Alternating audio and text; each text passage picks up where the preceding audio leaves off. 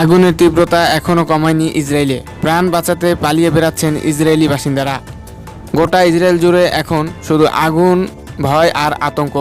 জেরুজালেমের আশেপাশের এলাকায় তীব্র দাবানলের কারণে ইসরায়েলি কর্তৃপক্ষ 10,000-এর বেশি বাসিন্দাকে সরিয়ে নিতে বাধ্য হয়েছে।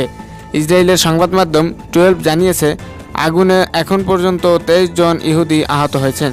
তীব্র আগুন এবং গরম বাতাসের কারণে ইসরায়েল কর্তৃপক্ষ আগুন নিভাতে গুরুতর সমস্যার সম্মুখীন হচ্ছেন। ইসরায়েলি কর্তৃপক্ষের মতে আগুন আরও ব্যাপকভাবে ছড়িয়ে যেতে পারে এবং সরকার নিয়ন্ত্রণে রাখতে পারছেন না।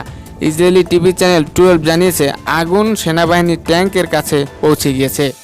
গণমাধ্যমে আরও জানিয়েছেন, আশ্রয়দের রেলওয়ে নেটওয়ার্কের কাছে আগুন লাগার কারণে ট্রেন চলাচল এখনও বন্ধ রয়েছে। এ কারণে ইসরায়েলি সরকার জরুরি অবস্থা জারি করেছে। পাশাপাশি আগুন নিভানোর জন্য কাছাকাছি দেশগুলোর কাছে সাহায্য চেয়েছে। ইসরায়েলি টিভি চ্যানেল নতুন ভিডিও প্রকাশ করে বলেছেন, পরিস্থিতি আরও ভয়াবহ হতে পারে এবং তা নিয়ন্ত্রণের বাইরে। জেরুজালেমের অগ্নি নির্বাপক বিভাগের কমান্ডার সোমালিক ফিডম্যান বলেছেন, ইসরায়েলের ইতিহাসে এটি সবচেয়ে বড় দাবানল। তিনি সতর্ক করে আরও বলেন, কিছু সময়ের মধ্যে ঘন্টায় 60 মাইল বেগে বাতাস বইতে পারে। পরিস্থিতি আরও ভয়াবহ হতে পারে। সামাজিক যোগাযোগ মাধ্যমে অনেকে লিখেছেন, গত 9 মাস ধরে ফিলিস্তিনিদের উপর যে বর্বর নির্যাতন চালিয়েছে দখলদারি ইসরায়েলি বাহিনী, এটা সেই পাপেরই ফল।